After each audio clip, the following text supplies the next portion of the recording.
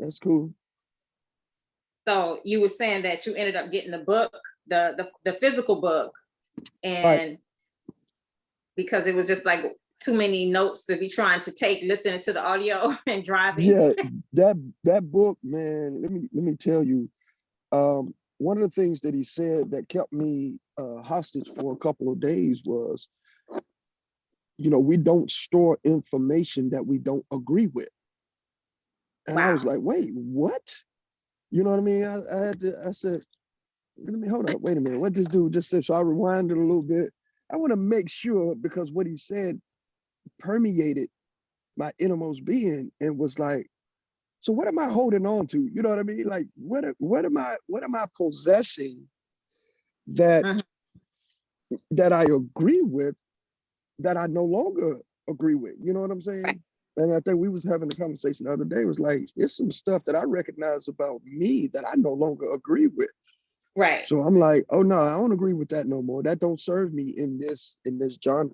And that goes for people as well. I've learned that, I've had to reevaluate my agreements with certain people and be like, you know what? I don't agree with, this person's vibrations and how they move. A friend of mine put up a post on her page the other day and I nearly passed out.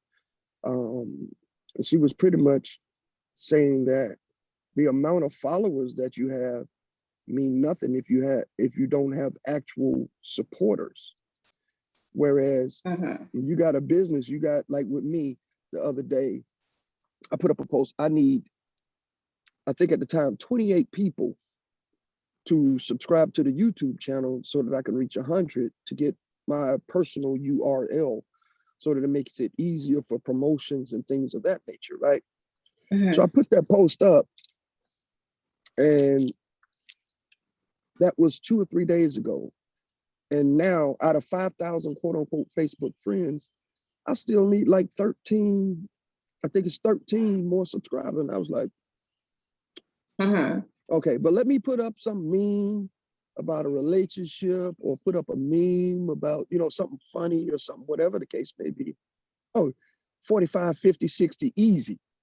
But let me put up a picture of myself, 200 easy. You understand what I'm saying? I'm like, wait a minute, hold on. You know what I mean?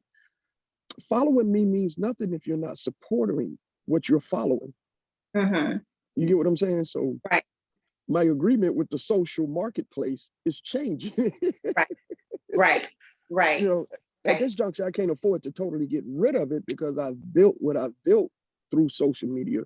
But now managing how I operate in that arena, in that marketplace. So yeah. Your agreement with it has shifted. Yes, right? yes. We was in agreement with it and didn't know we was in agreement with it. Right. So we start like looking and saying, no, I don't want to be in that agreement with it. I want to be in this type of agreement with it. Exactly. And like really shifting our thought process. And I know that, it's a particular pericope that when Jesus says, it's the small foxes that spoil the vine. Right. And a lot of times, like I knew this, but it's like resurfacing for me. A lot of times it's those little agreements that we're not paying attention to. I always use the example. I say when you're cleaning the living room, right? You sweep, but how often do you really pull the couch out from the wall and sweep behind the wall? And I said, sometimes I think that's what God is saying. No, let me tell you what I want. I want that behind the wall. I want you to pull the couch out, and I want you to start like cleaning and getting behind there. And so I use that in my own personal growth of saying, Alexis, what are these small agreements that you have that you are not aware of or that you're not paying attention to? Because the small agreements could be actually impacting the bigger agreements. Because one of the things he says in the fourth agreement, he says everything you have learned, you learn through repetition. Absolutely. Right? So we are training our subconscious mind, right? Because that's where repetition resides. That's where it lives. It lives in the subconscious mindset. And And so it's through repetition. Like, and I always use example. I said, you know, have you ever gotten in a car to go home or to go to work, and you get to the destination and you say, man, I don't even remember driving here, because your subconscious mindset was actually guiding you. It was actually moving you, right? And so we are in these little small agreements, medium agreements, mega agreements, right? That we have learned through repetition. And so now it is the belief system, right? And I think where we start to have to stop and say, wait a minute, when we quote unquote, like what we feel is an obstacle, what we feel is a challenge, what we feel, you know, I keep trying to do this, but it's not working. Maybe that really is God allowing these things to happen so that you can change the agreements that you're in. Right. To help you to see yourself differently, to help you to see your life differently, and so on and so forth. And so because we learn everything in repetition, right? It is this thing to say, wait a minute, I need to stop, because I think it's in either the first agreement or the second agreement. He said, we are so stuck that we won't even stop to check our belief system. We'll still keep trying to use this same belief system at 40 years old, when that actually only probably worked in your 20s and your 30s. And then we become depressed, we become frustrated, because now we're trying to use agreements that, listen, don't agree with the 40-year-old that I am, doesn't agree with the 50-year-old that I am. Right. And so now, but because I am accustomed to it, I stay trying to do it, right? Instead of stopping and saying, listen, this is not the way to the kingdom, right? One of the business terms that come about is a terminology called sunk cost fallacy. Now, what a sunk cost fallacy is you keep investing time, money, and energy into a failing system. But you've put so much into it that you feel as though you got to keep going with it, and hopefully one day it'll turn around. And I think a lot of times we treat relationships that way. We know we should get out of them a lot sooner, but because we've invested emotions, we've invested finances, we've invested time, we've invested emotion, we've invested all of these different aspects of our lives into it, hoping that it would work out for the better. In actuality, it's just a sunk cost fallacy. You are investing in a failing system. Now, financially, there are not many people who live below the level of the upper middle class, or the the 2%, or whatever the case may be, that will continue to do this, because first and foremost, you really can't financially afford it. But some do, hoping that sooner or later it's going to turn around, and actually you're losing at the same time. And so these small agreements that you were speaking about, from that served us at 30, or that worked at 30. Life shifts and changes on a day-to-day basis. You understand what I'm saying? I think it was Muhammad Ali that said, you know, a man that views the world at 50 the same way that he did at 20 has just wasted 20 years of his 30 years of his life. You see what I'm saying? And so there's a lot of things that we particularly tend to do, like my man was saying in the agreements, is that everything that we operate off, we've learned. And we've continued, like you were saying, with the repetition.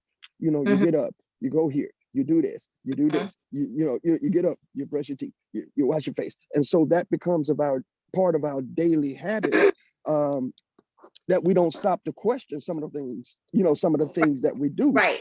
Because we're accustomed to do, we agree with this action. And one of the things that he said, and I believe, again, it was in the first agreement, it said, we don't store information that we don't agree with. We don't bring that into our innermost being because we don't agree with it. Somebody could, tell me, the sky is red. Man, that conversation, just, you can put that in a diaper, because I ain't paying no attention. You understand what I'm saying? Somebody now at this point in stage in my life can tell me the sky is blue, and I'll tell them the same thing. I say, you have a misunderstanding of your perception. It looks that way. It looks that way because we're on the lower end of the depthness of the light's reach, but it's actually just clear. When it's dark, it's just so deep, it's without light. You understand what I'm saying? That, you know, the color spectrum just hasn't reached us yet to where we can see what it is we see. You understand what I'm saying? So, yeah, those small agreements, man, they're a beast. And when I tell you the reobservation of Sean Xavier Smith has taken place, and I'm seeing a lot of things that I've been agreeing with over the course of my life, even the last, 6 months, they're no longer, they're being extracted, you know, click and drag to the trash. Right. Yeah, get Right. that off the hard drive. You got to get it off the hard drive. Yeah. If you don't, Right. Viruses. Yeah. And like that other thing, we don't realize that our body are like, we're made up of a billion, trillion cells, right? And each cell holds its own memory, right? And That's so good. the body remembers, right? And so the body remembers the agreements. And we don't understand that we are a human computer, right? We are this human computer. And that's why, you know, we can move on from whatever, but, you know, the subconscious mind is still in that space because the body remembers, and the body remembers the agreements. The body remembers, and it's not until you say, this is not what I want for me moving forward. This is not, I remember being in that whole, coming into the whole church place and walking in quote unquote holiness and all of that. And I remember I was going to the Woman Thou Art Loose conference. It was actually in Atlanta this particular year. And I remember speaking to this guy that was interested in me. And I said, listen, when I come back, I'm telling you, I will not be the same. Alexis that is leaving from here will not be the Alexis that's coming back. And that actually came back to me the other day. And it was like, I was breaking the agreement then when I said it. Right? Like whatever agreement I was in with Alexis and wherever I was breaking that agreement because listen, I stated it. It was like, listen, I will not be the same. And I remember going to the Woman That I Lose conference, and I remember shedding. I remember saying what I wanted for myself. I remember saying, these are the things that I don't want for myself anymore. And not even knowing that it was quote unquote an agreement that I was breaking and creating a new agreement, but I was clear about what I wanted myself to look like in that age of my life. Right. And I had a purpose for going. And I have not ever gone back to the Woman That I Lose conference. I went that one time and that was that. Right. Now I'm not saying I won't speak there, but I'm just saying. But the woman ain't you loose yet. Right. You know, but I was clear. I was clear about that. And even a lot of times we talk twin and we talk about becoming clear about ourselves. The clearer you become about yourself. But guess what? Me understanding the agreements that I'm in and removing them and making new agreements is also me becoming clear about who I am and becoming clear about the world around me, becoming clear about the things around me. And so these agreements that we have in our lives are so,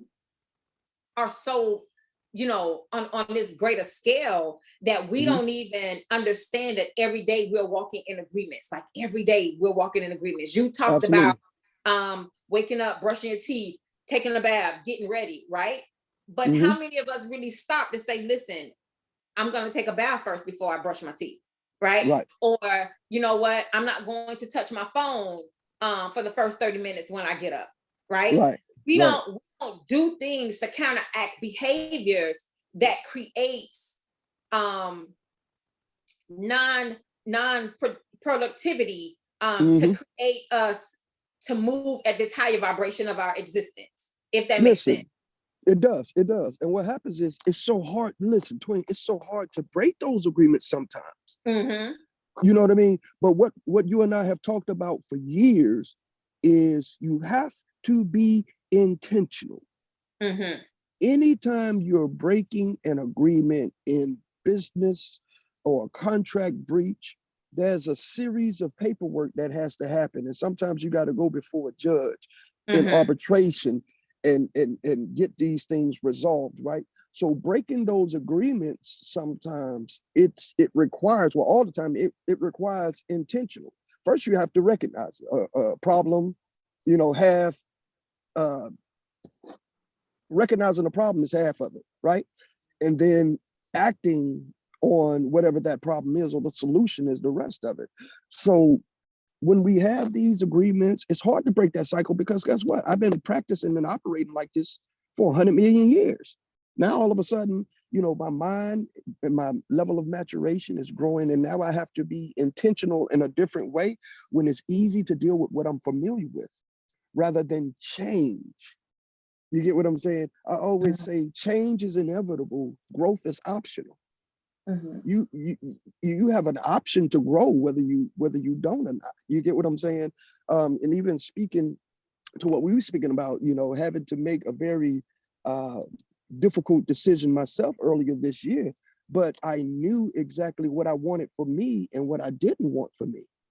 And so I was very intentional, very strategic to a certain degree on how I made that decision, because I no longer agreed with, what had transpired. You know what I'm saying? I no longer agreed with my thought process concerning that whole situation. And it's not that it wasn't difficult, but I had to be very intentional. I had to be very intentional about starting this business back up and breaking the agreements with, well, maybe, maybe this ain't is a bad terminology for someone that's really trying to do something, you know what I'm saying, positive, or do something with their life.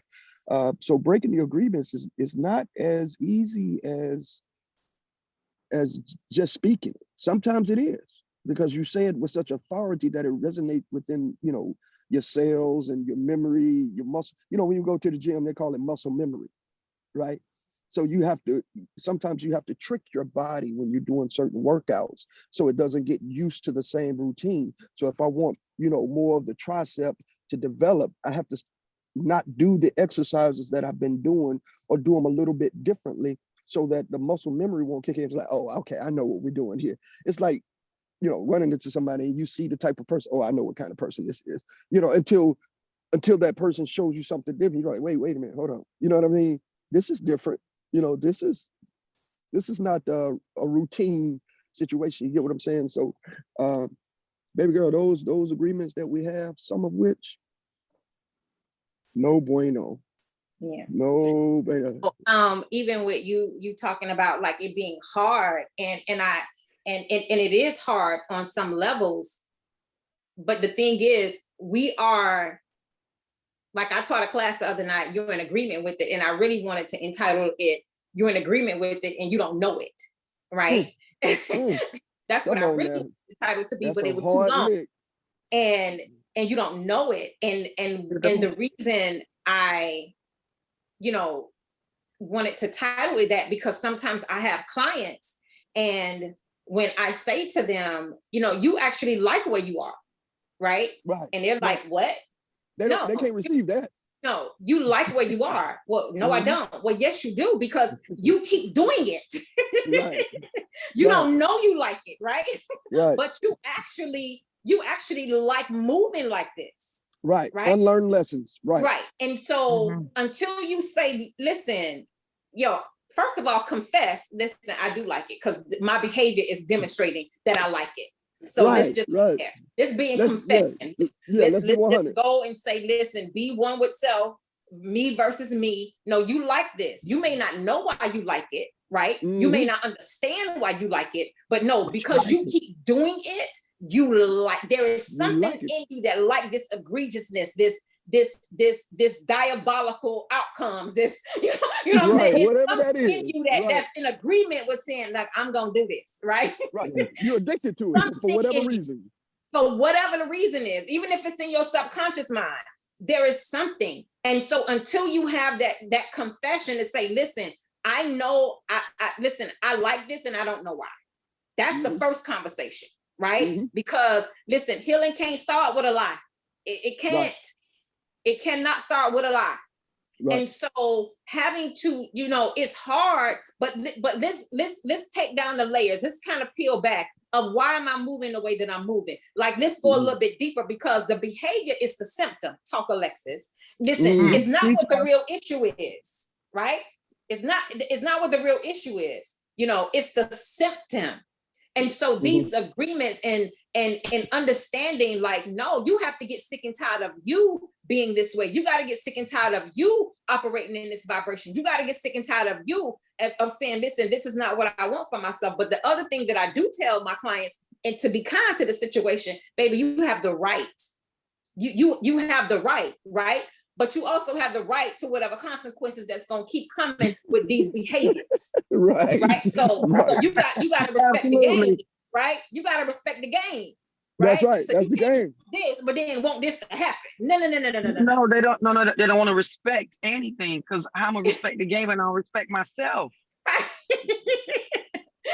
So if I'm tied up in 18 agreements and I come to you and I say, well, I need some help. Well, first of all, sweetheart, when you go to rehab, the first step in getting help is admitting that you have a problem. So when you're telling me, well, you agreed to this. No, I didn't. Yes, you did.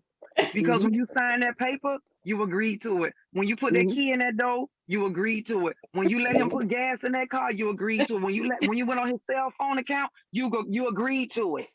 Okay. Come on, so sister, we're gonna call a thing, beloved. And I'm gonna go ahead and preach to the choir at this moment. Not the because beloved. I said, yeah. We're gonna say what it is. We're gonna talk, beloved, because it is what it is. I said what I said. You're not gonna tell me I agreed to it. Okay, see, that's the thing. We don't want to deal with ourselves. Because I know for me, the example I give when I'm giving my disclaimer is I kept walking into this wall and the door was right there. No locks on the doors, just the doorknob.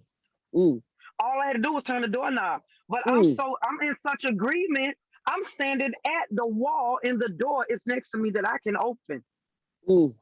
Because I sat in several agreements over the years that I didn't have to. But now that I know, I can constantly say, I don't want to do that.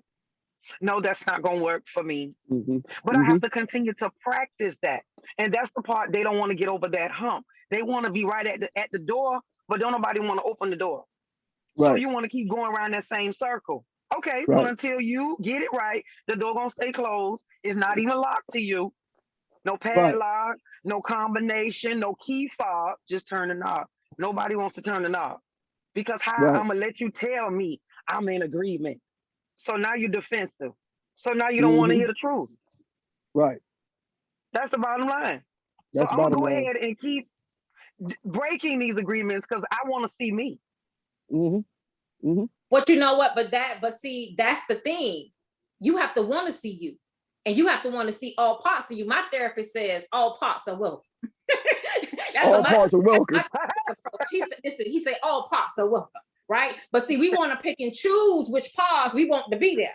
Right. No. And normally the parts that we ain't really feeling, we don't want them at the table. Right. But see, all of you has to come to the table. All of you has to come to the table. And that's not to say that you have to do anything with it. What I'm saying is that all of you all have to come to the table and start to have a conversation. So now you all can start to move in agreement, because the text says, how can two walk together except they be agreed? But if I got one part trying to do this and another part of me trying to do this, listen, that's not agreement. Right. It's not agreement. But I have to allow this side of me and also this side of me to be able to come together and say, listen, how are we going to move in this? Like, how are we going to do this? Because we always want to throw what we title the bad parts away, but the bad parts are there for a reason. So it's not that in my therapist's voice, no, we're not going to throw them away. We're going to find out why they exist. And then we're going to find a kind way. We're going to find a kind way to how to deal with it, Alexis. Right? Right. And so it is this process of understanding that all parts of me have to come to the table so that we can try to figure out how to walk as one and get an agreement on how we want to move and how we want to move forward, if that makes sense. Yeah, it makes sense. Makes sense. I here recently I've learned that you can't expect anyone to agree with your agreements. And you can't expect for them to agree with your disagreements to stuff any longer. You understand what I'm saying? Okay, this was cool for a season. Now this is not. So now I've come into agreement with myself and understanding what it is I want and what I desire and the way I desire to move. And if you're going to stay with that agreement I had then this agreement that we have together, like you said, we're not going to be able to walk together. Because now, as challenging as it is for me to step out of the agreements that I've had with myself, it may cause a trickle down effect to everybody else around me. So that now we're at some form or state of disagreement, if you will. Take for people who have, let's just take several religions. For example, somebody has been walking as a quote unquote Christian for years, and now they breaking that agreement to go be a Muslim or the Nation of Islam or whatever it is they're doing. And so now that's causing rifts in relationships based on belief systems. Can I go there, life coach? Can I go? Go right there. Systems now is different, and so now I'm engaging over here on another level or another vibration, and because you can't get with my now belief system, it's going to cause some disagreements between us, which has now become in and of itself, fruit from itself, which is now another agreement. Now we've just agreed to part ways. Because my belief system is over here now, and I'm okay with my decision. I have a right to make this decision, and as you say, I get to choose. I just don't get to choose the consequences. But there are certain levels of consequences that come with every agreement that we have. There's a set of rules set in place long before any of us ever got here. You understand what I'm saying? That are set in place. Okay, if you do these things like this stuff over here will happen, and if you don't, or whatever, this stuff over here will happen. Anybody ever noticed that the tree of life was a double-minded tree? Not the tree of life, but the tree of good and evil was a double-minded tree. In other words, you're going to experience good, and also you're going to experience evil. You understand what I'm saying? And so when you start operating it every day, like the book, Still at the Tree, every day we're making decisions, whether it goes towards experiencing life abundantly, or whether we're going to experience the good and evil that comes along with these decisions that we make, these agreements, this belief system that we're operating in. And we have to be extremely intentional about any and every decision we make and any and every agreement actually that we make. The job just did something, and they laughed at me, and I said, I'm no longer in agreement with what has been done for me every 2 weeks. And they said, well, what are you going to do? I said, I'll figure it out. But understand, I'm letting you know and putting you on notice, I'm no longer in agreement with the agreement that I had when I first got here. And see, the challenge is now I'm agreeing with myself to be the hunter that I know that I was designed to be. So therefore, replacing this, it's not even an option. It's not, I always take notes when we talk, unless because you say some stuff, and sometimes I had to go back and scribble and be like, "What the heck did she say right there? I can't have you talk so much." I'm like, I got my notes here, but one of the things is that it'll be challenges for other people to accept your new agreements. Yeah. And guess what? That's okay. It's okay for that to be challenging to them. Absolutely okay. And it's because it's challenging for you to accept your new agreements. Yeah. Yeah. You understand what I'm saying? So I expect. Yeah. And I know, and I definitely get that, because especially in this space that I'm in, and I would be like, oh my God, and I would be hyperventilating and having anxiety. But the more that I became clearer about me, right? Listen, I release you in love and light, right? And if this means that, if this is the end of the road, right. Listen, I'm not saying where you are is wrong. What I'm just saying, it ain't right for me. Right. We can go to boys to men that thing. Right. Listen, I'm not trying to put nothing on it. Right. I'm not trying to put anything on it. What I'm saying is that it no longer serves me. Right.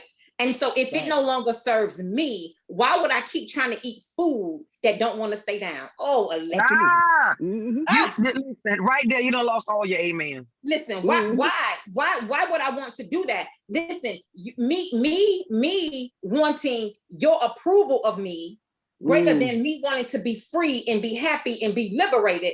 That's like me asking you to eat my food so I can get full. Right. No. Right. No. Right. And so I no longer have those agreements anymore. Right. I don't have them anymore. And listen, but if you choose to stay in those agreements, then you have that right. You have that right. Absolutely. But listen, I'm trying to see something greater and bigger and greater than I am. And I don't want to live in this same path. I don't want to live in this same circle. Now, that's not to say that I won't live in a circle, but let it be another circle, right? Let it be another one. Let it be a circle where I have some millionaire friends, right? Let it be a circle where I can have like the Jay-Z's like talk to me and say, listen, this is what you need to do. Listen, that's where I am. Right. That's it. You know what? When you say that, you know what has happened to me over the last couple of months? And it's crazy that when I started the reboot, there was a certain agreement that I made. And I didn't recognize it as an agreement until I got my hands on that doggone book. And I realized, I was like, oh, wait a minute. I made an agreement not to associate with those who have been in my life for a long time that cannot verbally, financially, or educationally propel me into the place that I'm going. And so I found myself in circles with people who develop and grow businesses. I don't even know how it happened. But I made an agreement that that's what my circle needed to consist of. And then I found myself around people with, 7 figures, just like that. And so these people are calling me for counsel and advice and stuff. And I'm like, wait. They say, but you know what? We see how you're moving. As a matter of fact, I had a brand success coach that called me yesterday based on a post that I put up for something that I'm doing. And she said, sir. I said, ma'am. She said, I'm ready to render you my services free of charge. Oh my God. I said, what? She said, because I've been watching how you've been moving over the last 6 months, and you deserve and need to be on a level that your mind says you're already on.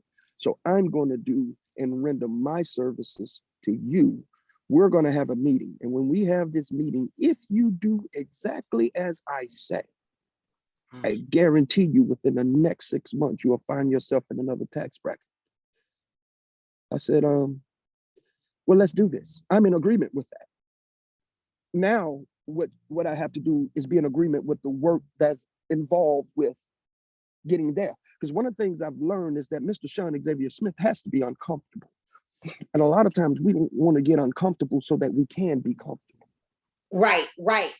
Exactly. You understand? Because this requires another level of agreement. This requires another level of function.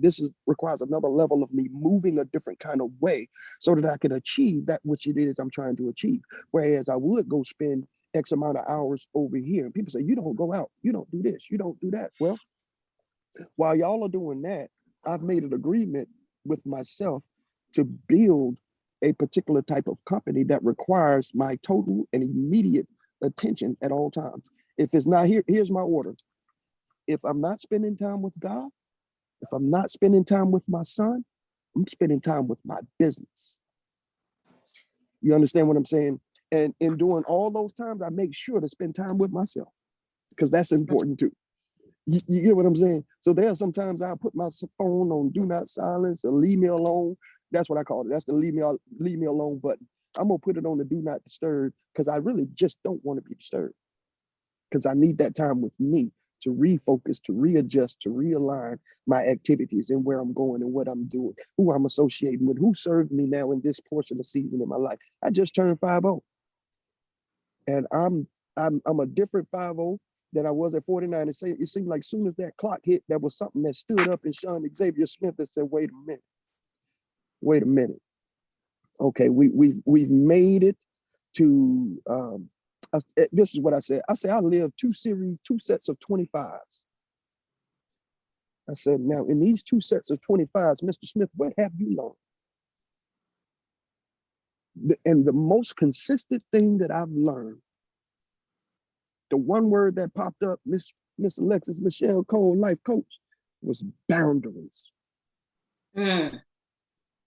Where are the holes in the boundaries that I've set for myself?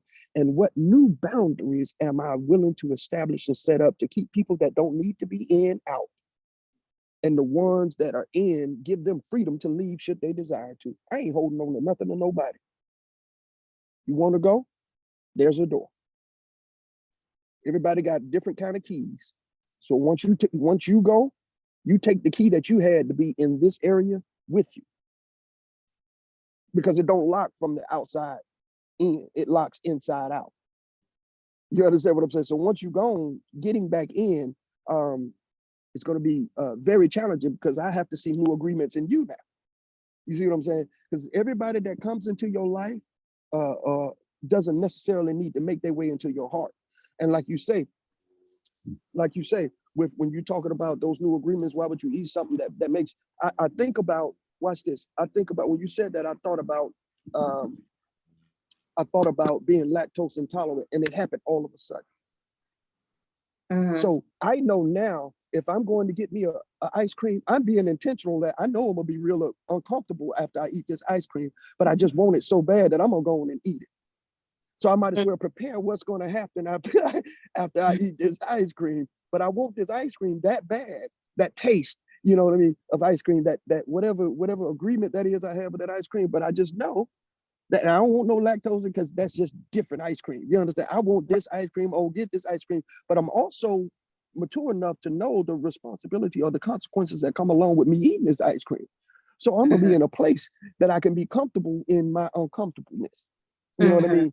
And that happened. And these life changes happens in such a way that when you start making different agreements, understand, for me, it was me eating cereal one week, and my stomach was getting up. I was like, what in the world going on? Like, must be some bad. I'm checking out the milk, and I'm checking out the ingredients of the cereal. And then I ate something else and had some milk. And I didn't put it together till like that third or fourth day, when I had ice cream at lunch. That job had an ice cream truck to pull up.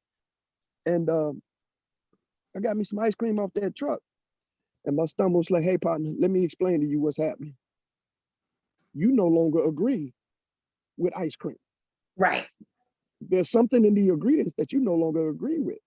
And so I had to recognize that. You see what I'm saying?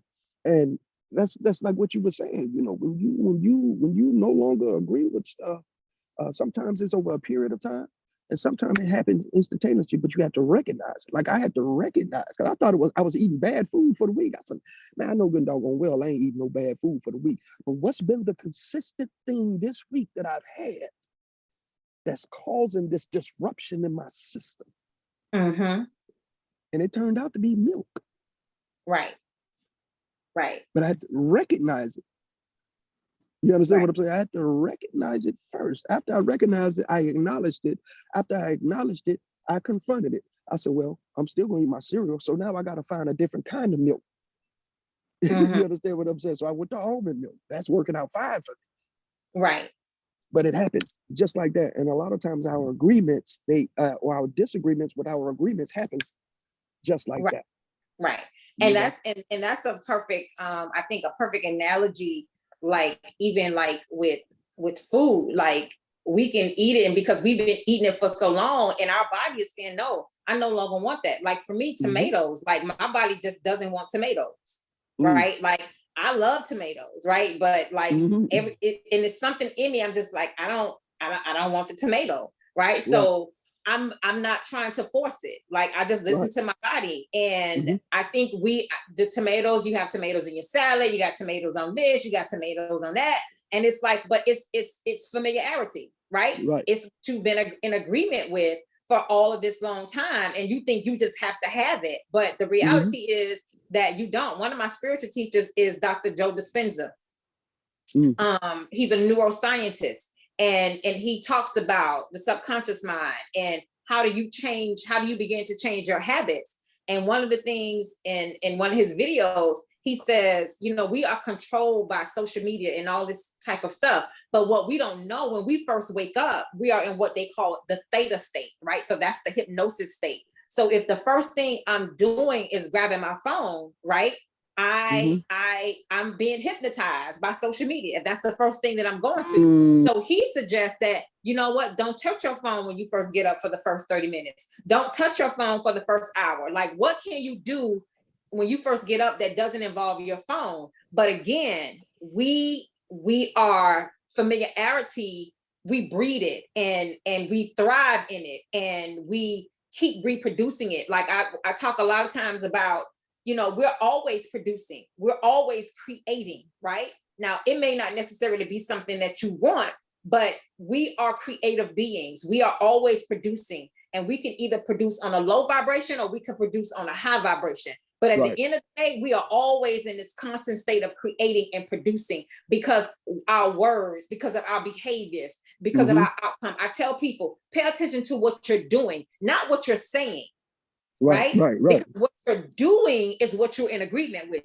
And you have to decide on, how is this working for me? Is this still beneficial to me? Is this something that I should continue? You know, maybe let me just kind of sit it on the table right here, and I'll come back to it, because we do have the right to negotiate within ourselves. But we're always in this constant state of creating and producing, and moving and being, and taking it for granted, or not really being aware, if you would, about the agreements that we are producing and creating and moving in. You know, I tell people a lot of times, when I first went to therapy, you know, my background is in sociology, social psychology, human behavior, right? But when I went into my first therapy session, I went in as though I knew nothing, right? Because I'm the one coming for help. I'm the one that's coming for clarity, right? So I can't go in there and try to tell my therapist how to do their job, right? So I went in like a blank slate, because I am here to learn. That's what I'm here. I'm trying to figure out what is going on. I'm trying to figure out, why haven't I grieved my boyfriend who was killed, right? So we have to be in a place of submission to self. Oh, talk, Alexis. When we talk about submission, it's always to somebody else. External, but there's a time where you have to submit to you.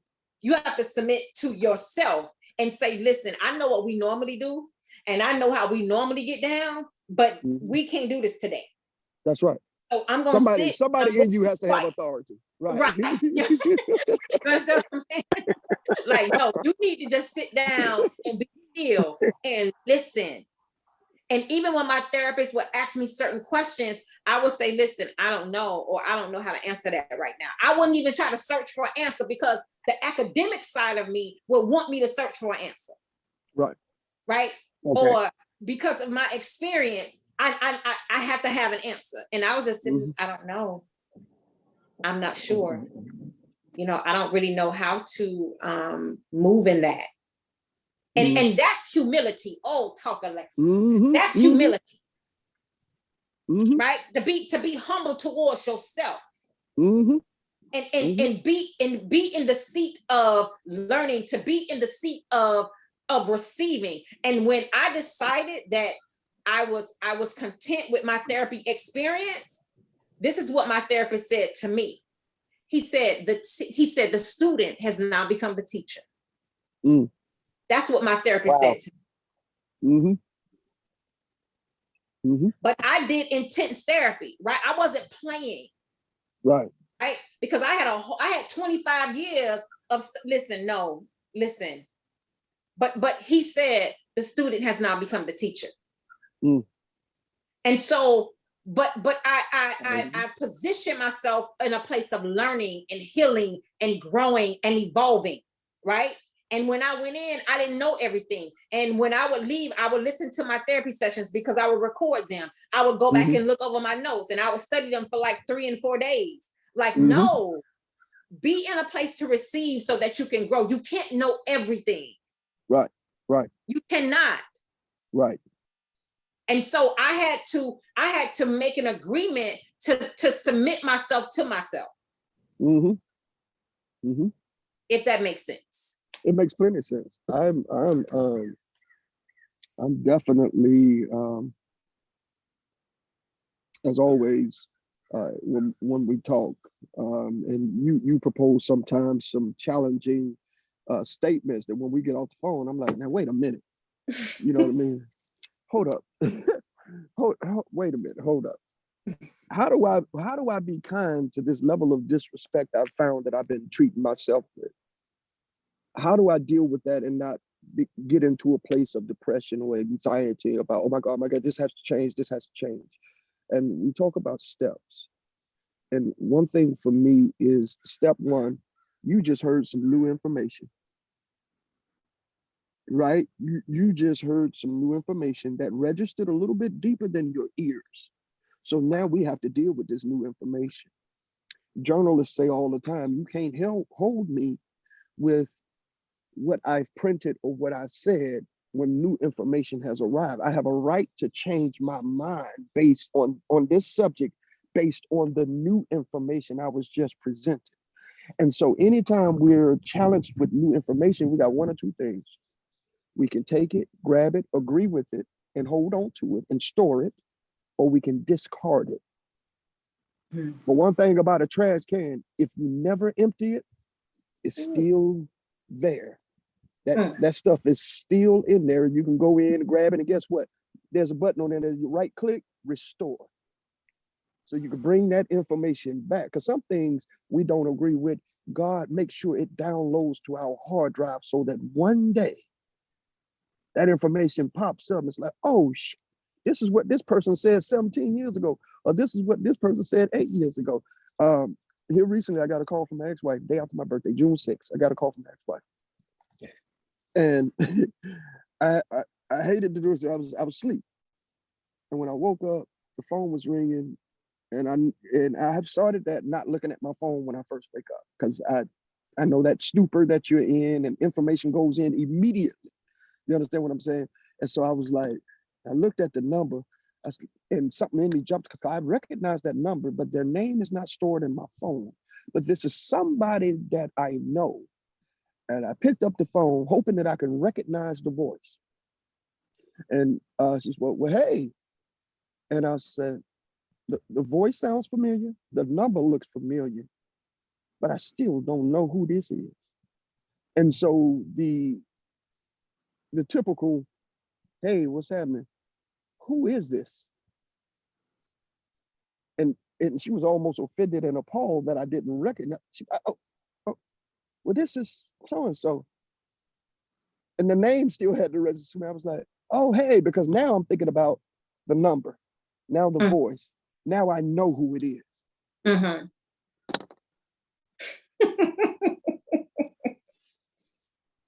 Hey, what's going on? And so some of the stuff that was said, I was like, okay, So now the agreements that I had some 17 years ago, she's just now getting into agreement with. 10, 11 years removed from our situation, and 7 years when the information was given to her as new information. But it got pulled out of the trash can. You understand what I'm saying?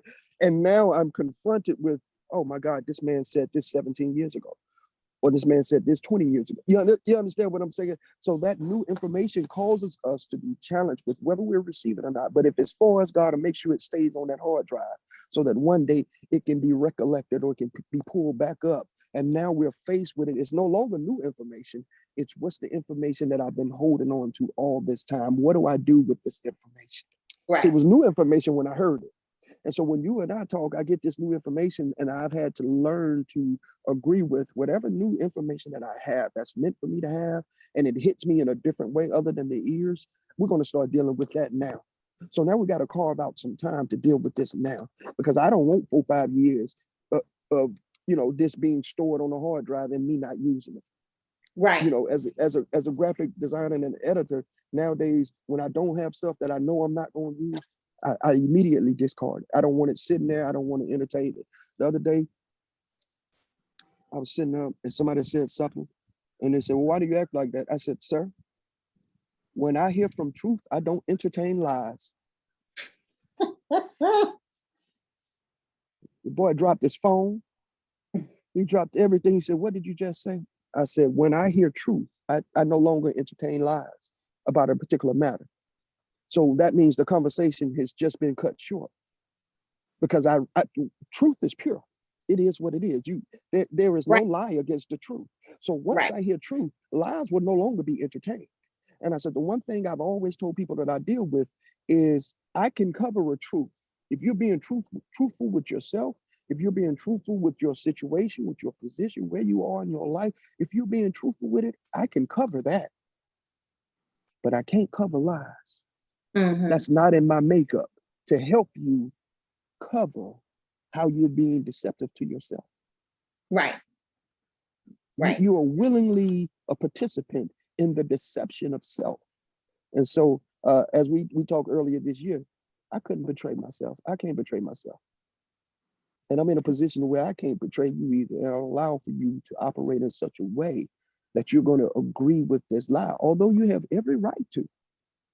Right. But one day, when you start hearing from truth and you start recognizing, wait a minute, I am this way. Or I do move like this. Right. Or I do, my thought process is this, because we live out what we think. Right. And our world is framed by what we say.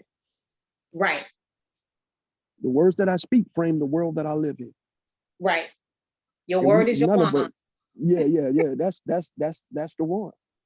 So yeah, man. Look, y'all had me at self-submission. I was just stuck right there. I had paused parenthetically right there. She had a therapeutic pause. Yeah. I had no pause right there. I said I hear them talking, but I didn't pause that self-submission. Yeah. That's where it's in. Submit to thyself. Listen. Listen. How many times have you been in degrees and I ain't going to go here, and then you end up there? Right. You know what I mean? That's that two tree. That's that tree with the double-mindedness. You're unstable in your ways, and that's a hard pill for a lot of us. For a lot of us to swallow. You know what I mean? It's like, I ain't gonna never do this no more, and then you end up doing it again. Yeah, that's a big one. That's a big one. You know what I'm saying? Because that internal, listen, and I hate to preach a little bit. I'm on this camping trip, but I do this everywhere I go. I was doing something. I was doing something, and I said, God, why in the world is this like this? And he said, I can only tell you the truth. And that's when I kind of relaxed myself. I said, uh-oh. Because I'm waiting on the big, kaboom.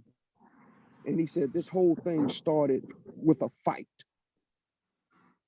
And I said, what do you mean? He said, there was a war in heaven. And Michael and his angels fought against the devil and his angels. And so when who we know as the devil or Satan got kicked out, at that time he was Lucifer, got kicked out, he came here. And God did not want for him to have a place where he ruled and reigned, because it was a thought. He didn't even verbalize. He said, if you said in your heart that you will ascend above the body, you said in your heart that this is what you wanted to do. And for that very thought, there was a war. Yeah. Because our thoughts are vibration. Our thoughts, it's a vibration. And your thoughts can actually create, they really can. And me being where I am, and my spiritual teachers for the past almost 3 years, I'm just in this space of just really being conscious of thoughts and words and how I release certain things from myself, right? Trying to be very intentional about it. I'm not having anxiety about it, but I'm kind to the situation. I'm kind to the process, right? And understanding that thoughts are your thoughts are vibration. It's energy. It's you put it in the atmosphere. The church folks say you put it in the atmosphere, right? That's what the church folks say, right? You put it in the atmosphere. But your real talk, what your thoughts are, we create. He thought it in his heart, right? That's what the text says. And listen, and because he thought it, that's gonna be a problem. It's gonna be a problem. You gotta go. You know what I mean? How many times have you thought about something and you're like, oh, I don't agree with that. You see what I'm saying? The thought come up, and you're like, oh no, I don't agree with that. Oh no, you got to go. So you have to cast down what the scripture says, every thought and imagination that tries to exalt itself above the knowledge of God. Mm-hmm. You got to cast that, you got to throw it down. You have to go it down. And one of the things that has that great type of influence on us is music. Yes. Because music has a way of entering into your inner man without your permission. How many times you been at the grocery store and just heard music? And then later you get in your car, you going on about your business. You might have the radio off or whatever, and you start singing what you heard in the store. You thinking to yourself, where in the world did I hear that from? Sound has a way of infiltrating your system without your permission. Everything else needs your permission, right? But music and sounds, once it gets in, it can be stored unless you kick it out. And to take that to another level, twin, we are musical beings, like our cells, right? That soul, la, fa, listen, that's in our fingers. That literally, it's in our fingers. Right, right. And so we attract, that's why I tell people, like when you in church and the choir is singing or a song, someone sings a song, you connect with it because we are musical beings. Our teeth, we can tune ourselves with our teeth. Like it's a whole nother conversation. You know what I learned that? Go ahead. No, we can tune ourselves with our teeth, like allowing our teeth to vibrate against each other, and it could actually tune your body, right? But we are musical beings, and that's why we connect to sound. That's why we connect to music. That's why we, connect to I be on my frequencies. So the frequencies that I be on, like I'm playing a frequency right now to remove negative energy, right? But it does it, like, that it is shifting something. You can play a gospel song and it will move you. Kim Burrell, I'm not a Kim Burrell fan, but she did this song with, I forget his first name, but his last name is Bradshaw. He's the jazz yeah, I know who you're talking about. Yeah, the jazz player, and she sings Music Soul Child's song Love. And the way that Kim sings that, it's like, God, what I'm saying? Yes, like, let me touch you. Let me touch you. I play it like 10 times. Like I could just play that like 10 times. But it's touching you in a way. Jeff Bradshaw, that's his name. It's touching you in a way. You're like, man. So we are musical beings. We really are. When I found that out, twin, I was having back surgery, and the doctors, they was doing what they do, but what they wanted to do was find out what was happening in my lower extremities, because I would have like numbness that run down from my back through my pinky toe, right? Something about the nerves, and they wanted to do these tests. So they brought me into this room, and the dude comes in, he rolls this little machine on the cart, the little nurse lady, she comes in, rolled the machine on the cart, and I looked at it. I said, okay. And I looked at it again. I said, yo, what's that? Oh, we're going to measure, your muscle activity and things of that nature, or whatever the case may be. Okay, fine, whatever. So the doc comes in, hey, this is what we're going to do. I'm going to make little punctures into your muscles, and we're going to listen to what's happening, or we're going to see what's going on. And that's when I was like, you going to do what? He said, yeah, we're going to listen to your muscles. I said, how you going to do that? He said, well, we're going to puncture you with these little, and it's not going to hurt. It's just, you'll feel it. It's very, very little pain, depending on your pain level. And I can tell you have a high tolerance for pain based on the other stuff that we did. So this won't be a bother to you. I said, okay, fine. I get on the table, twin. This man hooks the machine up, and you can hear it. And it was like dead silent. But as soon as that dude put one of them little pins in my leg, I was like, sounded like static on the TV in the 70s when the TV went off. All this activity was going on. I said, bro, forgive and pardon my language, but what the is that? and he said, he laughed. He said, that's your muscles communicating. I said, what you mean? Wow. He said, that's the sound of your muscles. Because every spot he would put it in, it would be a different sound. So after that third, what is that? He's like, oh, all of this is your muscles. I haven't touched anything but your muscles. And so the lady comes in, she's like, sir, somebody hit your car. And he pulls the pen out of me. He said, why did you do that? She said, what? He said, you know I'm in here doing this test. Why did you do that? Now we're going to get a different reading based on the level of anxiety that you just gave me. You understand what I'm saying? Mm-hmm. And I saw the way that he looked at her, and knowing how I feel about possessions, I didn't care. I told him, I said, Doc, it's okay. Nothing won't change. He said, well, I don't know. I've never had. I said, it's okay. And she was like, I'm so sorry. I'm so sorry. And I looked at her. I said, it's okay. Now, can we continue? Because I'm in class right now. You understand what I'm saying? I'm learning something about myself that had nobody ever taught me. I had to experience this. Had I not had the experience, I probably wouldn't know what somebody was talking about if they was talking about this. So she left and she says, I've never seen, I said, just continue doing what you're doing. And he put it in and he was getting the same type of reading. He said, my God, you was right. I said, yeah, because that had that been something I cared about, then you might get a different reading. But right now I'm trying to understand why my muscles talking, and I had no knowledge that there was a conversation going on, because the only sound I ever knew about was the heartbeat. Mm-hmm. And maybe the blood running through the body. But I had no knowledge that muscles was talking. So when you talk about us being on frequencies, I understand that. That's the reason why that 808 hits you. And it's not good to have a bunch of that, because it changes your whole structure. Vibration. Yeah. It changes your whole vibration. Your frequency changes when they're boom, boom. But I love that 808. So I love that bottom. You understand what I'm saying? So, but yeah, that's you know, I don't know. But when you say that, that's exactly what he said. Yo, that's your muscles community. I know I was throwing, I was like, what the frick? Because it sounded so weird and foreign to me. Mm-hmm. And he chuckled. He said, this is your muscles communicating.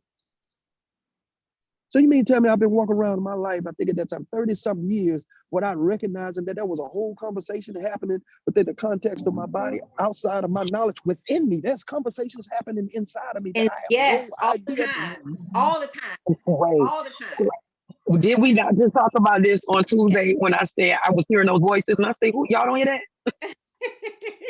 Listen, I kept saying I'm pumping gas, and I say, so I'm the only one that hear this, and I'm looking around. Tanisha, what you talk? I say, I know y'all hear them people talking. mm, The whole listen. time it's me talking to me in me. Mm, Yeah.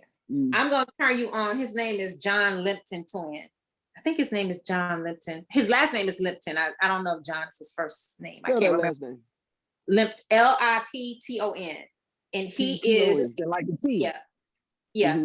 Mm-hmm. He is a biologist by trade. So he studies cells. Mm-hmm. This dude gonna take you to the next level. Like, I'm trying to get there. He's going from just on this next level. Listen, I'm one so of my different favorite, right now. One of my favorite teachers when it comes to the body and what the body can do and how the body responds. And listen, I don't know why you want to do that, twin. I've had 2 to 3 churches that have reached out to me and said, we want you here. Mm-hmm. And I said, wow. You know, I don't think God wants me there, but I'll talk to him about that, because positions mean nothing to me. Mm-hmm. It's change in self and change in people I encounter that means the most to me. Right. You understand what I'm saying? I've even had to tell somebody, like, if me leaving you causes a change in you, then I've done my job by being in your life. My job was to change you however that was. And if it required for me to leave you alone, then that's what it is. Right. That was my assignment for your life. And I agree with it. Yeah. I'm in agreement with it. Because listen, there's some things I'm challenged with. There's some things I don't agree with that I do. Why in the world would I agree with some stuff that somebody else is doing that's going to affect and change me? Yeah. To a negative degree or a very different vibration? Yeah. No, we're not doing it. Yeah. And this has nothing to do with age. This has to do with levels of maturation. Right. Right. Right. You know what I mean? Yeah. That all. It ain't got nothing to do with how old I am, because I could have made this decision at 17 years old had I been mature enough to make that decision. Right. Right. You know, focus different, vibration different, agreements different. Yeah. Yeah. You know, And I think, you know, I shared this story before with you, twin, when I was working for the school system, and Angel, he was the mail carrier for the different regions, for the police stations. And every year my birthday came around, he'd be like, nah, you ain't got it yet. Right? My birthday, get you ain't got it yet.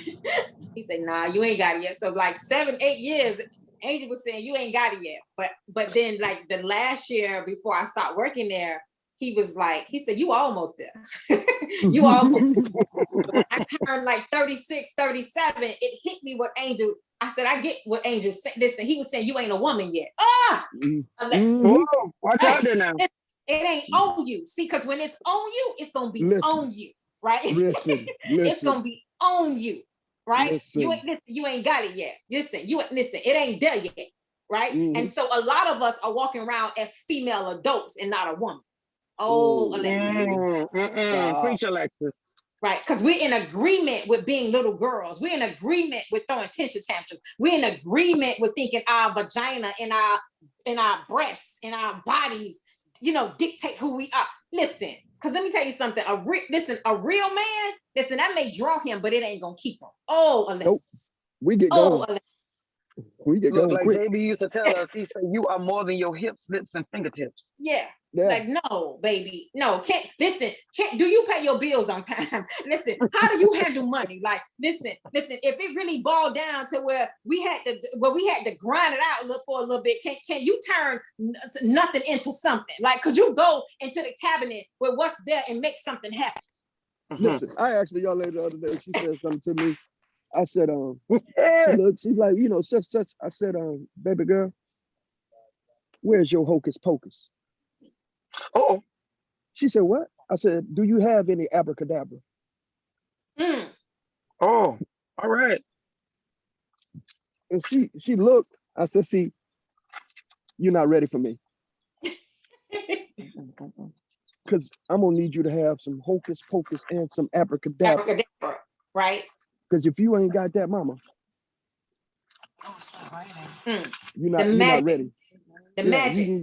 Where's your hocus pocus? Listen, what they say, I'm a force all by myself, I'm a movement by myself, but I'm a force when we're together. I don't know if the brother knew what he was saying when he was writing that song, but I'm asking him, where's your hocus pocus? Because twin, the picture that I sent you for my birthday, when I go out, that's how that's how I go out, because I recognize that I am the arena wherever I go. Our mutual friend said, you command the room everywhere we go. I've never, like, no matter what's going on, no matter what's happening, when you walk in, you command the room. And I wasn't dressed then like I'm dressed now.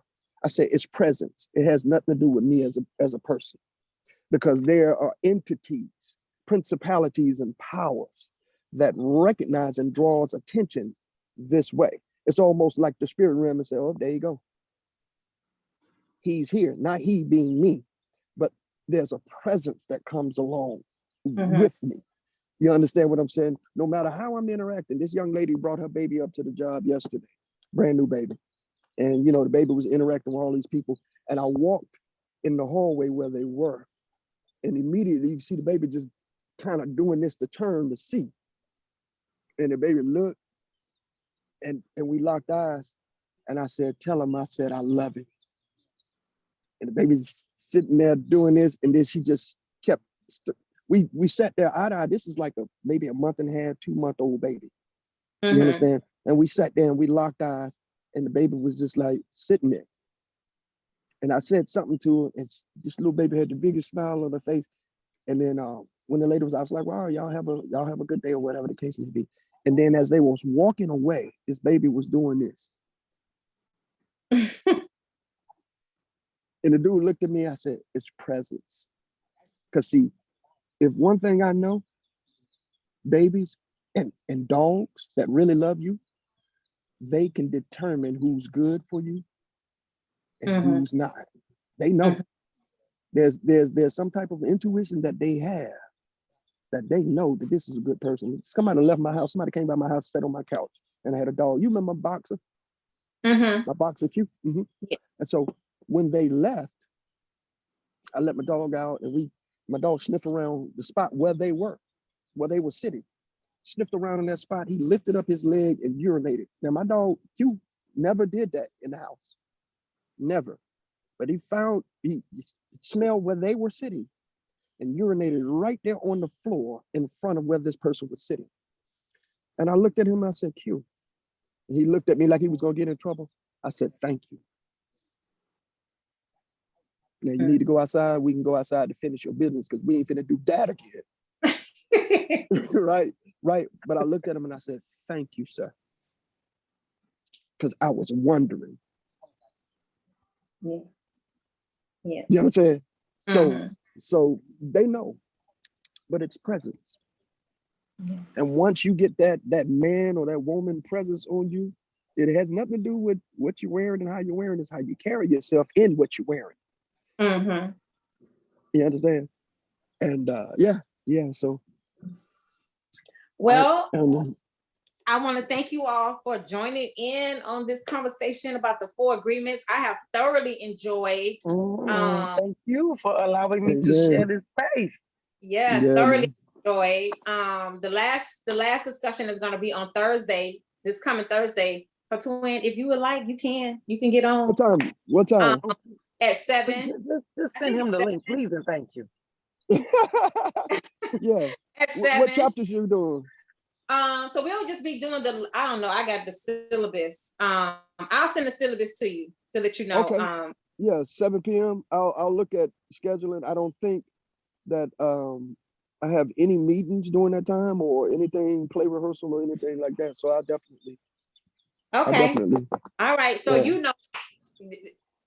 Twin make me want to preach. I be like, he bring the preacher out of me. Twin bring the preacher out of me. I be like, yo, sometimes we be on the phone, I be like, woo! You thought I was playing about these conversations. No, baby. So I just want to say thank you. So I have thoroughly enjoyed it. My whole thing is this: all things. I'm really trying to live in this space that all things unfold as they should, and everything doing what it's supposed to do. It's not always easy to be in that thought process. Right. But understanding really that 2021 for me is about consistency and being consistent what I believe that I'm supposed to be doing and what I'm supposed to be giving. And so ultimately that's my goal. I want to be consistent in who I am and my gifts, because when God and I had our conversations in 2020, you know, he was like, well, first of all, you ain't even consistent. Like, so first of all, you got to own that. So I needed to be, I'm just trying to be in this space of consistency and is honor. It safe to say ouch? No, you could say ouch. And really trying to be in this space of growth with myself and appreciating the people who are around me who get to help broaden my thought process.